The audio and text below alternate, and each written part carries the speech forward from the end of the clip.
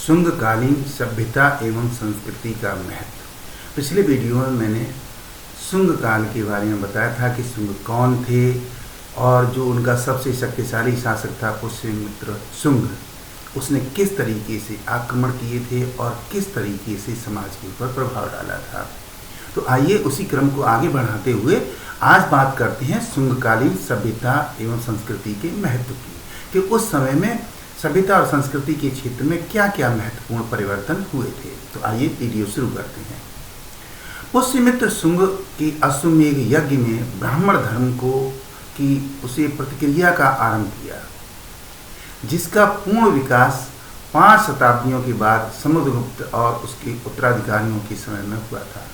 ऐसा कह रहे हैं इतिहासकार doctor B.A. Smith. Doctor B.A. Smith ये मानते हैं कि मौर्य काल में जहाँ पर बौद्ध धर्म बहुत शक्तिशाली रूप में उपस्थित था, बहुत लोकप्रिय था, उसके स्थान पर पुष्यमित्र शुंग ने अपनी विजयों के बाद जब अश्वमेध यज्ञ करवाया तो उस यज्ञ के बाद उन्होंने ब्राह्मण धर्म को ज़्यादा सशक्त किया, जो उसमें भागवत धर्म भी कहलाता था। आगे डॉक्टर राय चौधरी इस संबंध में अपना विचार व्यक्त करते हैं और कहते हैं कि पुष्यमित्र की वंशजों का राज्य भारत के इतिहास में, विशेष रूप से मध्य भारत के इतिहास में एक महत्वशाली युग का प्रवर्तक था। मध्य देश को भयभीत करने वाली यवनों की नवीन आक्रमण रुक गए और सीमा प्रांत के यूनानियों ने अपने सेल्यूकसी पूर्वजों की नीति अपना ली। धर्म, साहित्य और कला के क्षेत्र में इतना कार्य हुआ कि उसकी तुलना गुप्त काल से की जा सकती है। डॉक्टर राय चौधरी ये बताते हैं कि पुष्यमित्र शुंग ने अपने शासनकाल में जो यवनों के साथ 2 युद्ध किए थे, जो मालविकानि मित्र जो पुस्तक है उसमें इसका उल्लेख मिलता है, तो उसके आधार पर हम ये कह सकते हैं कि यूनानियों के आक्रमण को रोककर उनको खदेड़ दिया था, जिसके कारण से वो पीछे की ओर हट गए और भारत में धर्म, साहित्य और कला के क्षेत्र में विकास होने लगा। और वो इतना विकास हुआ कि बाद में ये कहते हैं कि गुप्त काल में, जिसको कि भारत का स्वर्णिम कहा जाता है प्राचीन काल का, वो गुप्त काल के अंदर जो हिंदू धर्म का वर्चस्व स्थापित हुआ, जो ब्राह्मण धर्म का वर्चस्व स्थापित हुआ, उसकी पूर्वगामी शुरुआत जो है वो पुष्यमित्र शुंग के द्वारा कर दी गई थी, अर्थात शुंग काल में वो स्थिति बन चुकी थी।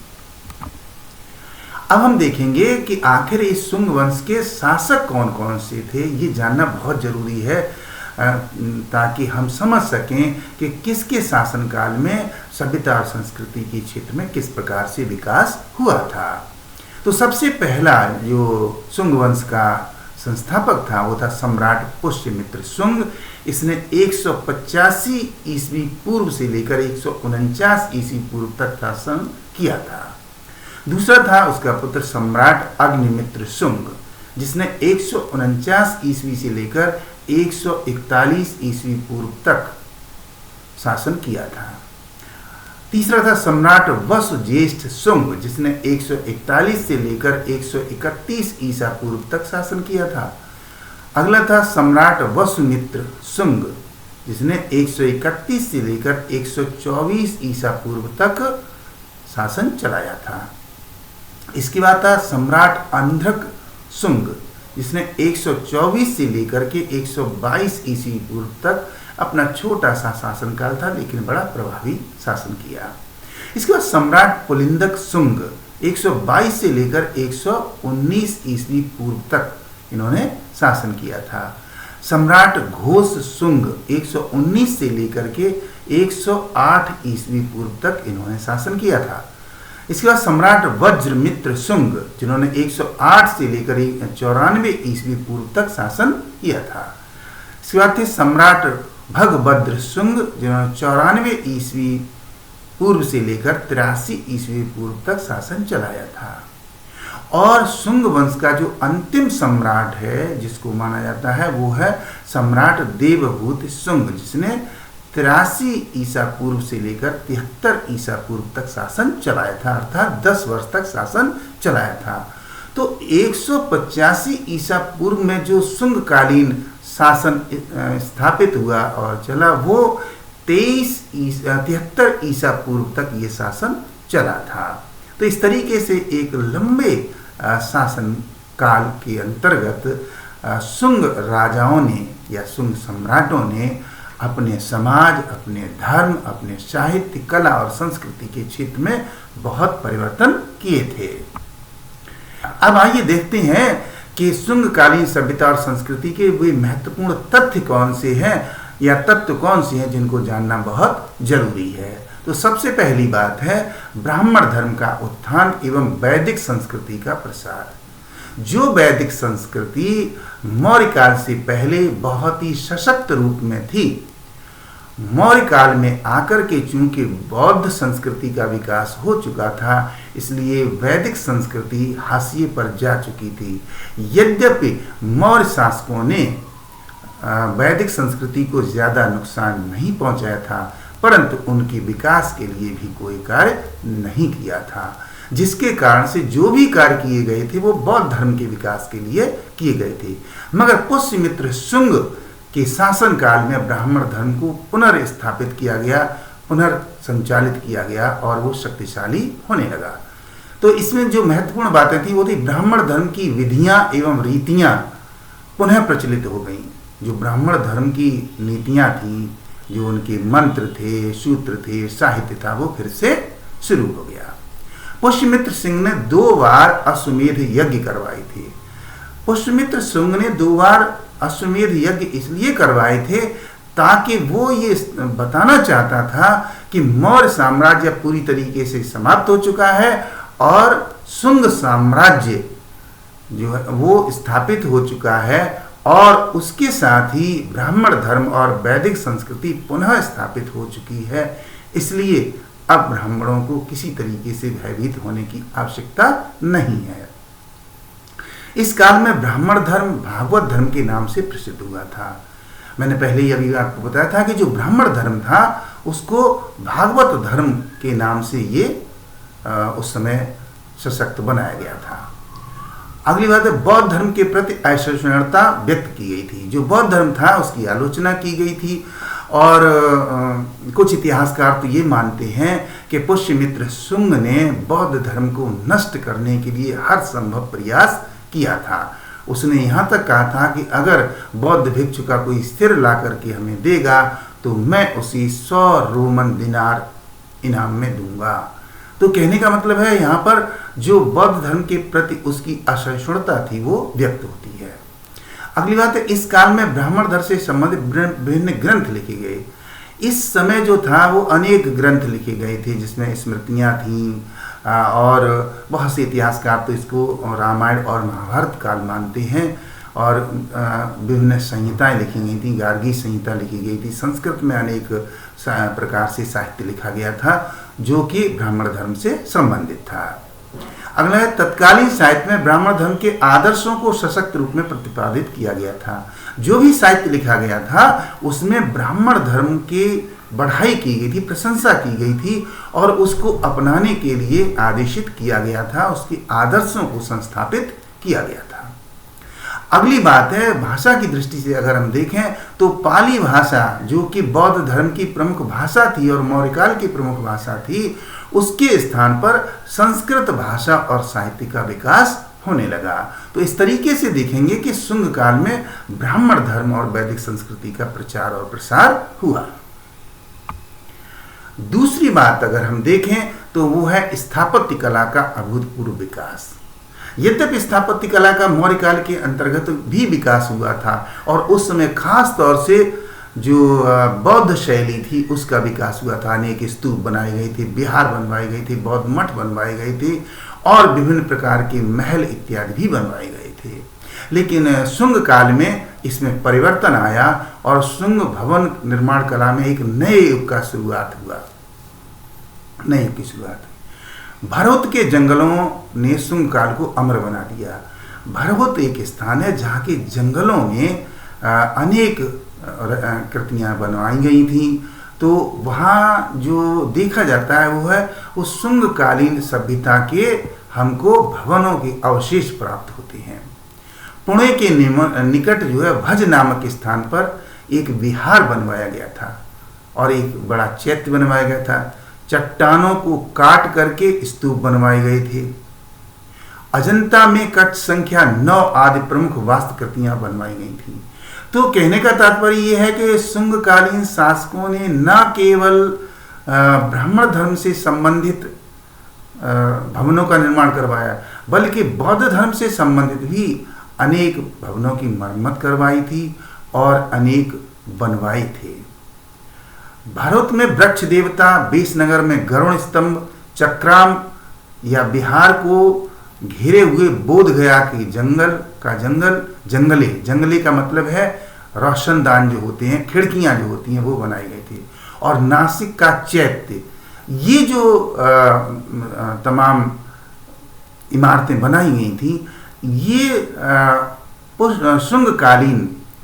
शुंगकालीन कला का परिवर्तन इनमें दिखाई देता है, जो कि बौद्ध कला से हटकर है। इसके बाद सांची के स्तूप का तोरण द्वार बनवाया गया था। सांची के स्तूप का जो द्वार था उसको नुकसान पहुंचा दिया गया था पहले, लेकिन बाद में इसको शुंग शासकों के द्वारा इसका पुनरुद्धार करवाया गया था। पहले से बने हुए भवनों के स्तंभों, दीवारों और द्वारों पर विभिन्न प्रकार की परिवर्तन करवाई गई थी। क्योंकि जो पहले के भवन बने हुए थे ज़्यादातर वो बौद्ध कला पर आधारित थे या गांधार कला पर आधारित थे, उनमें बहुत सारा परिवर्तन करवाया गया था। और इसके बाद देखेंगे अनेक रिक्त स्थानों पर, जो दीवारों पर या दरवाजों पर या खिड़कियों के आसपास जो रिक्त स्थान होते थे, वहां पर घुड़सवार, हाथी सवार, शेर और अन्य पशुओं की मूर्तियां बनाई गई थीं। तो कहने का मतलब है कि जहां पर स्थापत्य कला जो अभूतपूर्व थी, उसी के साथ साथ चित्रकला और मूर्ति कला का भी विकास इस काल में हुआ था। अब देखेंगे शुंग काल में साहित्य सृजन।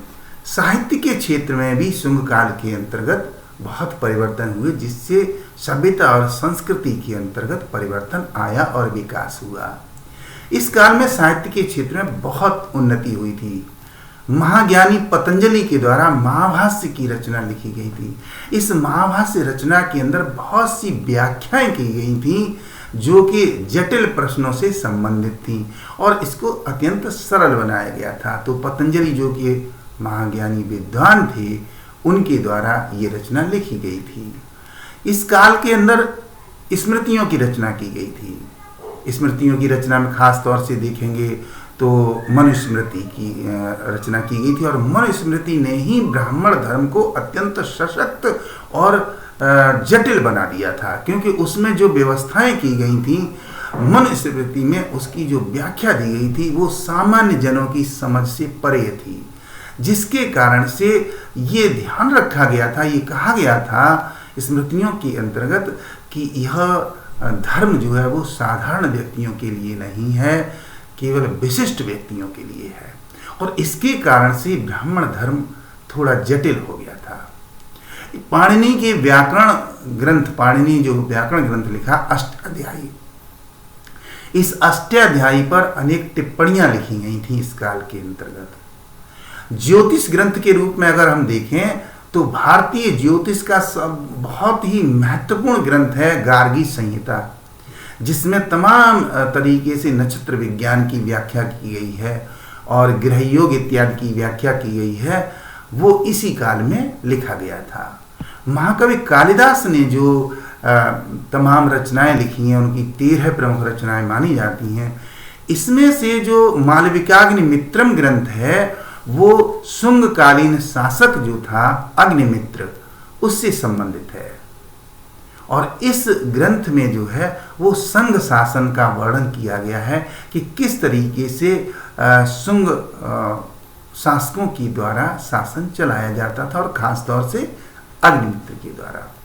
अवदान कल्पना, आर्य मंजूश्री, मूलकल्प तथा दिव्यावतार रचनाएं जो हैं वो इस काल के साहित्य को और ज़्यादा समृद्ध बनाती हैं।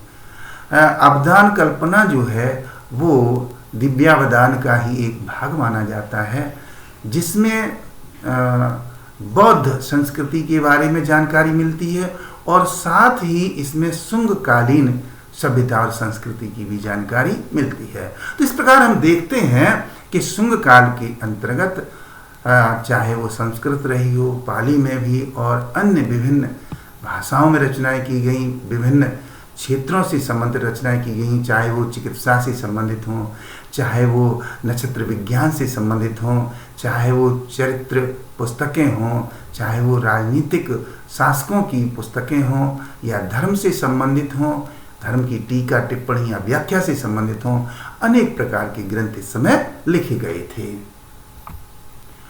कला की उन्नति, कला के क्षेत्र में अगर हम देखें तो जहां मैंने आपको बताया था कि स्थापत्य कला के क्षेत्र में तो बहुत विकास हुआ ही था, साथ ही विभिन्न अन्य प्रकार की कलाओं का भी विकास हुआ था। शुंग काल में जो था कलाओं का नवीन व्यवहारिक रूप सामने आया है, वो नवीन व्यवहारिक रूप दृष्टिगोचर होता है, उसमें नवीनता दिखाई देती है, ताजापन दिखाई देता है। इस काल में चित्रकला का विशेष रूप से विकास हुआ था।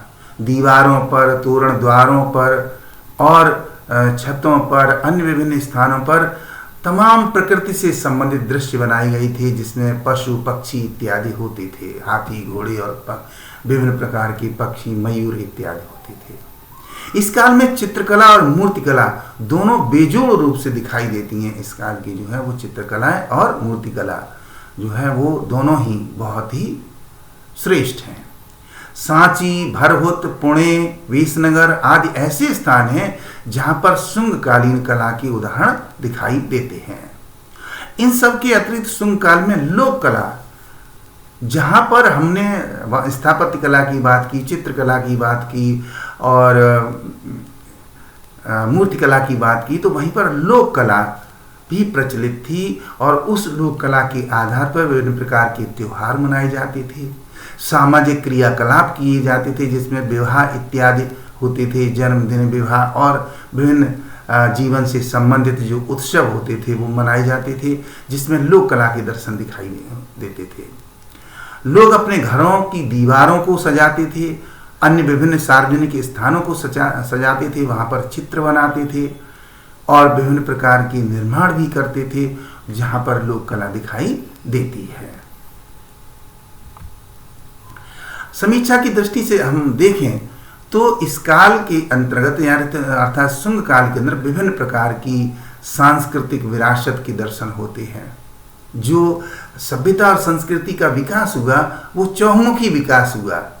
यद्यपि जो है अगर देखा जाए तो जो आर्थिक क्रियाएं थी उनका बहुत अधिक वर्णन नहीं मिलता है, लेकिन इसके बावजूद ये माना जाता है कि जो वैदिक काल के अंदर आर्थिक क्रियाएं थीं वे आर्थिक क्रियाएं जो है वो शुंग काल में भी जारी रहीं और वे भी संस्कृति का अंग थीं। यद्यपि इस समय बौद्ध धर्म का ह्रास हुआ था, लेकिन इसके बावजूद जो है वो विभिन्न प्रकार से जो शुंग काल के अंदर संस्कृति का विकास हुआ, समृद्धि का युग कहा जा सकता है। शुंग काल के संबंध में, उसकी संस्कृति के संबंध में डॉक्टर राय चौधरी कहते हैं, शुंग काल का भारतीय इतिहास में राजनीतिक, सांस्कृतिक एवं कला की दृष्टि से अत्यधिक महत्व है। यह वैदिक धर्म के अभ्युत्थान तथा ब्राह्मण धर्म एवं संस्कृति के पुनरुद्धार का युग कहा जा सकता है। यानी वैदिक धर्म के उत्थान का युग और ब्राह्मण धर्म और संस्कृति के पुनरुद्धार का युग कहा गया है। प्रोफेसर सत्यनाथ अय्यर कहते हैं कि शुंग युग गुप्त वंश के स्वर्ण युग का शानदार पूर्वगामी काल था। यानी गुप्त युग जिसको कि स्वर्ण युग कहा गया है, उसका अगर पूर्वगामी माने सभ्यता और संस्कृति की दृष्टि से तो वो शुंग काल था। तो इस तरीके से मैंने आप तक जानकारी पहुंचाई है कि शुंग काल के अंतर्गत किस तरीके से सभ्यता और संस्कृति का विकास हुआ, उसके कौन कौन से प्रमुख तत्व थे या तथ्य थे वो आप तक पहुंचाए हैं। उम्मीद करता हूं वीडियो आपको पसंद आया होगा। अगर वीडियो आपको पसंद आया है तो लाइक और शेयर करना मत भूलिए। और हाँ, यदि आपने अभी तक हमारा चैनल सब्सक्राइब नहीं किया है तो चैनल को सब्सक्राइब कर लीजिए। चैनल का नाम है history by Lal sir. Thank you very much.